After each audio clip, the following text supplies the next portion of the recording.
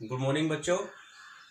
कल हमने आपको सत्यता के बारे में बताया। ये जो पूरा टॉपिक है सत्यता और अवकलनीयता का है, यानी कंटिन्यूटी एंड डिफरेंशियबिलिटी।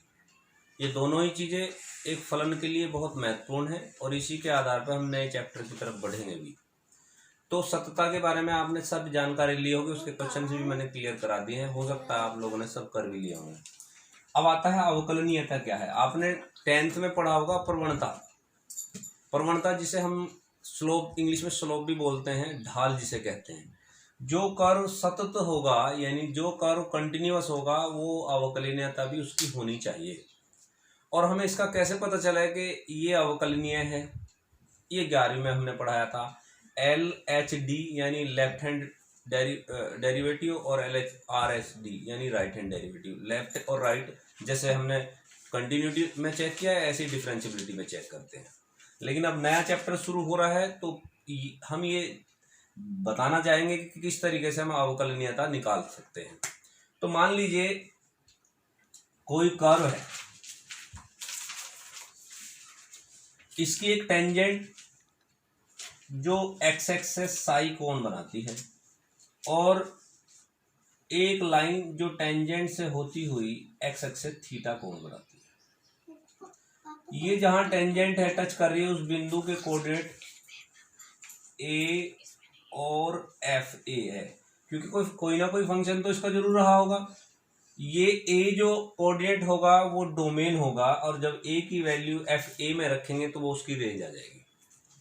और माइनर सा हमने डिफरेंस लिया। क्यों लिया डिफरेंस? क्यों डिफरेंशियबिलिटी निकालते हैं हम देखने चाह रहे बिंदु P से Q तक जाने में इसकी कितनी प्रवणता आ जाती है, यानी कितना कोण बनाता है, डिफरेंशियबल हो जाता है। मान ली माइनर सा पार्ट हमने ले लिया यहाँ H, A प्लस H, ए तो था ही, और F A प्लस H ए ले लिया।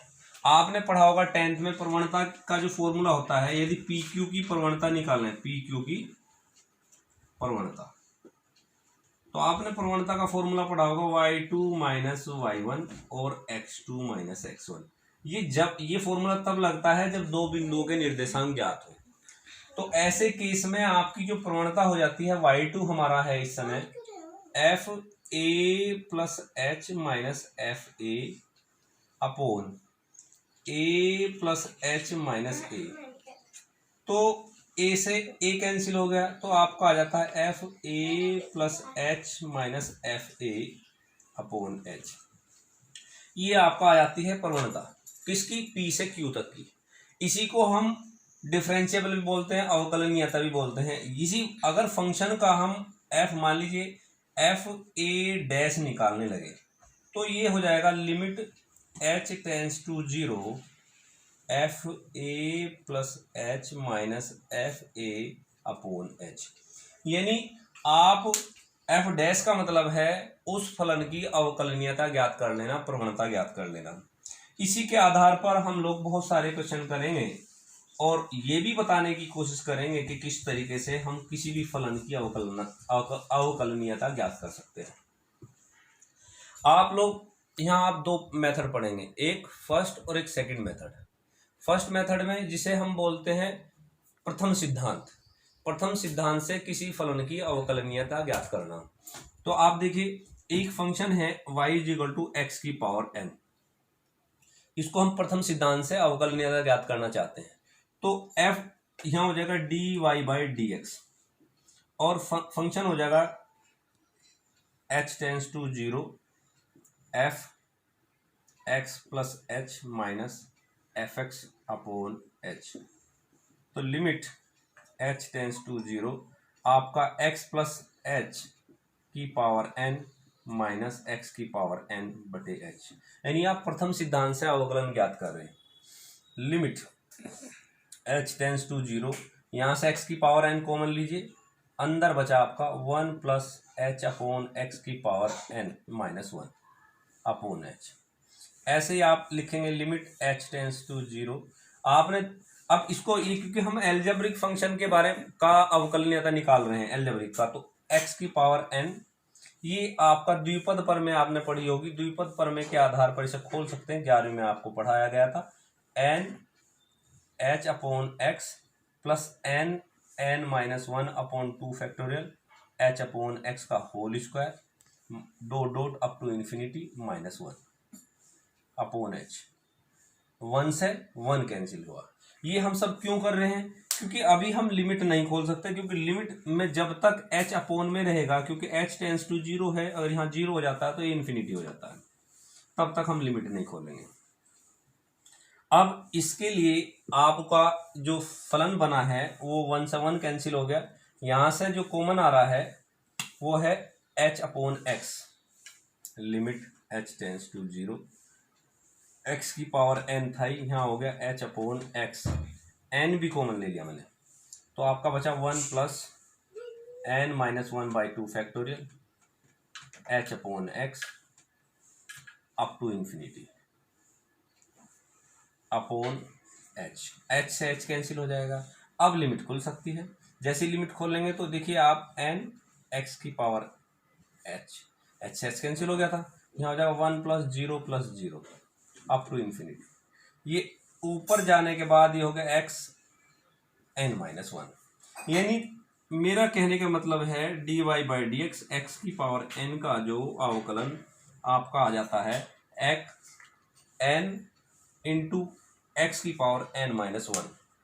तो जितने भी एल्जेब्रिक फंक्शन रहेंगे x की पावर वाले, उनका डिफरेंशियल आप ऐसे ही करेंगे। यह तो आप ये सूत्र याद कर लीजिए, ये सेकंड मेथड हो जाता है, या आप प्रथम सिद्धांत से इसको हल करके लाएंगे।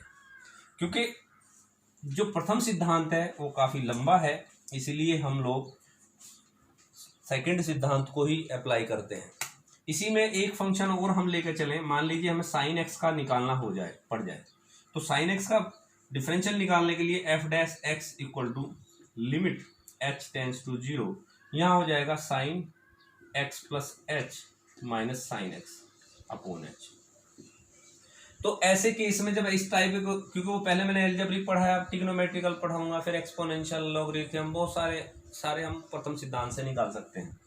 मैं ये बताना चाहता हूँ कि प्रथम सिद्धांत से अवकलन निकालते हैं तो कितना लेंथी हो जाता है, कितना बड़ा हो जाता है। तो इसका फॉर्मूला है 2 cos x plus H plus x बटे 2 sign X plus H minus x बटे 2 बटे एच। ये फॉर्मूला कौन सा है? 2 cos C plus D by 2 sine C minus D by 2, x से एक्स कैंसिल हो गया, ये हो गया limit H tends to 0 2 cos 2x plus H बटे 2 साइन एच बटे 2 बटे एच। अब क्योंकि अब 2 अगर हम बटे में ले आए तो ये हो जाएगा limit H tends to 0 cos 2x plus H बटे 2 साइन एच बटे 2 और एच बटे 2। ये 2 बटे में आ गया, क्योंकि हम जानते हैं हम जानते हैं कि limit H tends to 0 sine H बटे एच बराबर 1 होता है। और जितने भी ट्रिग्नोमेट्रिकल फंक्शन बनेंगे आपके, उनमें हमेशा ध्यान रखा जाएगा कि आपका साइन एच बटे 2 या H by sine theta by theta की वैल्यू बन जाए, जिससे लिमिट खोलने में ये 1 हो जाएगा, और जो हमें बटे का एच हटाना था वो इस तरीके से यहाँ से हटा देंगे। तो ये हो जाएगा आपका, जैसे मैं लिमिट खोलूंगा कोस 2x प्लस 0 बटे 2 इंटू 1, 2 से 2 कैंसिल हो गया, यानी dy by D x sine x बराबर कोस एक्स। यानी ये आपका डिफरेंशियल आ गया साइन एक्स का। ठीक है बेटा, थैंक यू।